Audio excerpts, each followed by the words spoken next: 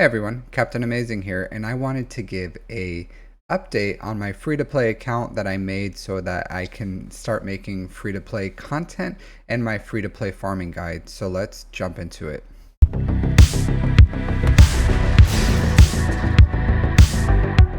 So my free-to-play account is technically 1 day away from being a month old, and I am level 85 or at level 84, about to be level 85 here. So I will sim this, finish this quest, and I hit level 85.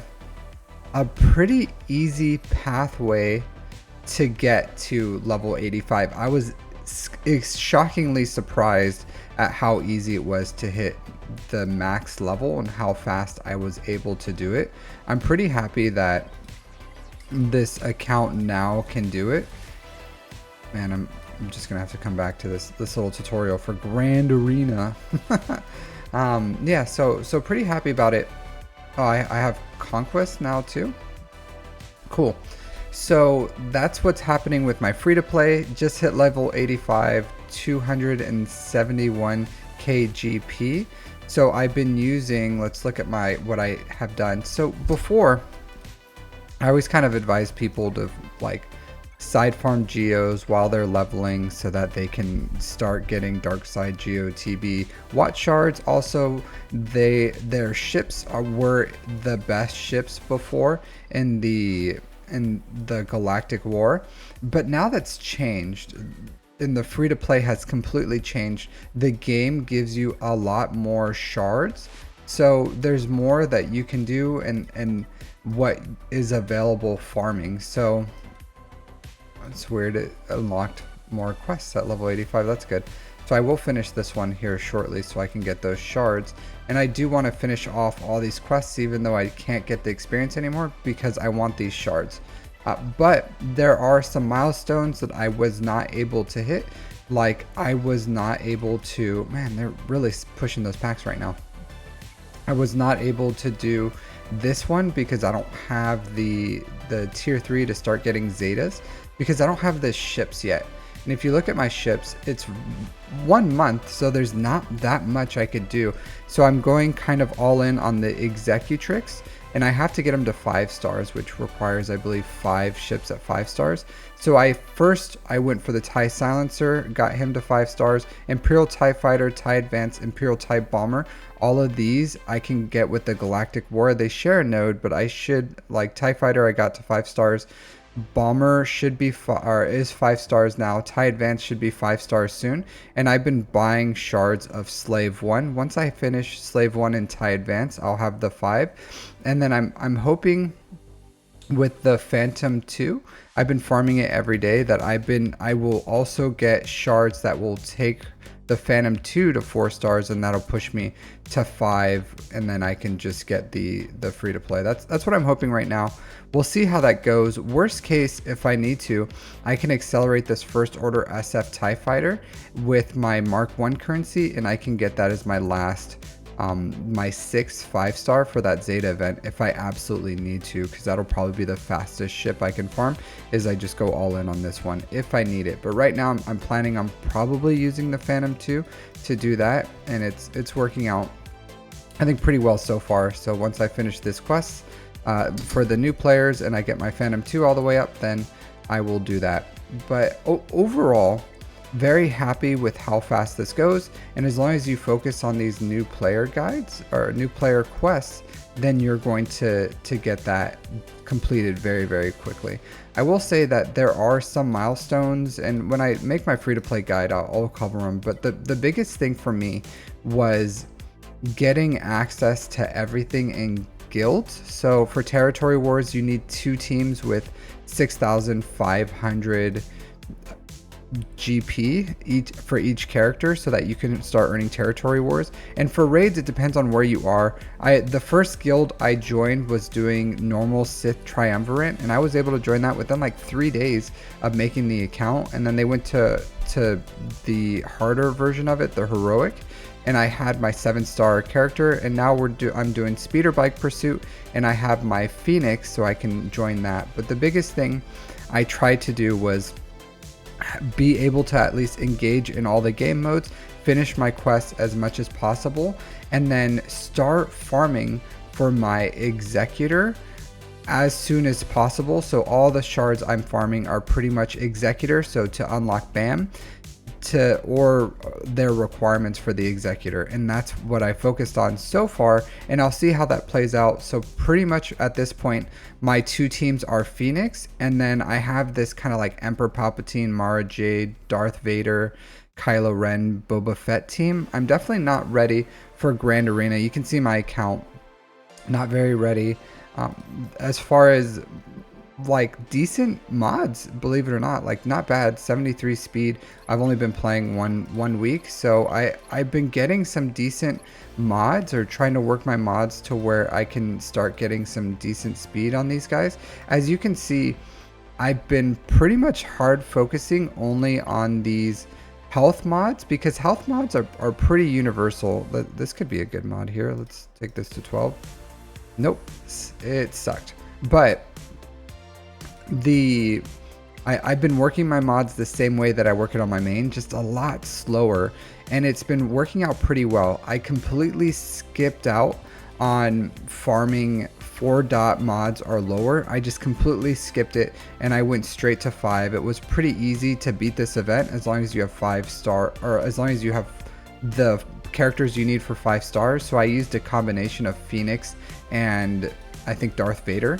I don't have my Captain Rex at 5 stars yet. Once he's fully 5 stars, this team can pretty much auto all of them, and then I'll go through all the different challenges and start farming probably like speed, offense, and health mods, so that I can get a good blend of mods into my account. But starting to get these speed mods would be really great. But for 1 month, I'm totally fine with having all health mods on my characters right now. And as you can see, this Phoenix team is fully modded, and the speeds are not horrible. They're really not that bad for what you would expect. So plus 69 speed for Kanan. On my Chopper, plus 49, not as good. A lot of the 5E mods. On Hera, 47. Sabine, I have 60, and then Captain Rex, I have 63. So I'm still working on my other mods too. I needed Basilishan Fallen for a quest, but I was able to get plus 73 for her. She's still decent. I really do like her. I'm not gonna level her anymore. I'll probably steal her mods sometime soon. Maybe put them on Palpatine here. He is 41 here, but having Basilishan right now, and then 67 from RJ, so not bad. I do need mods on Grand Moff Tarkin too for his ship. I'll probably end up doing that today, but that's pretty much what's been happening with this account. As I move forward, I'm going to continue building these Phoenix teams. I'll continue to slow farm the shards on Sabine, Captain Rex. I don't know if I'll put any Kyrotech into Captain Rex. I may just pivot and go all in on Darth Vader, Emperor Palpatine. Mara Jade is pretty much where I'm going to leave her. Sooner or later I'll get her special, but even on my main, I was able to use her at very low levels for a very long time, just because she has such good viability with Emperor Palpatine, and she takes Kyrotech, so it's going to be a very long time before I work her. But in Grand Arena, pretty much I can split my Emperor Palpatine, Mara Jade to be an offensive powerhouse with how much control they have, and then Darth Vader can solo. I'm going to start building my bounty hunters a little more now, but I'm still kind of like my boss. Once I get his ship unlocked, I'm gonna go all in on Bosk and get that ship as juicy as I can. But as you can see, Grief is already 4 stars. I've been farming him every day since I've unlocked his node. I've been unlocking a lot of these scoundrels that I need for BAM. So I have Cara Dune at 4 stars, Grief, IG-11, Quill still at 3 stars. But I'm just continuing to work them. Mandalorian, I have not farmed his shards yet, or I haven't really been going all in on him yet, because he's in, I believe, the Galactic War stores. He's in one of these stores, and I'm going to be able to farm him very quickly. Yeah, see, he's right here for the Galactic War. So I'm really not worried about that. Right now, my main priority was farming these shards out of here so I can start getting Zetas. And once I get those Zetas done, then I'm going to finish Cad Bane and the Mandalorian, which will be very quick. And then I'll start buying out the rest of these shards here pretty much until I have them all ready. And same as like TIE Fighter Pilot, maybe some other things, Grief Karga. I've been farming Grief Karga's node, and I don't think it's best to farm him here in Galactic War, because you have to farm IG-11, and if you farm IG-11 here, you might as well save those shipments and farm Grief Karga at the same time, because there's no other way to accelerate IG. So even though he's in the Galactic War store, it would be silly for me to accelerate and spend that currency on Grief Karga when I still need IG-11 here. So that's why I've been slow farming these guys.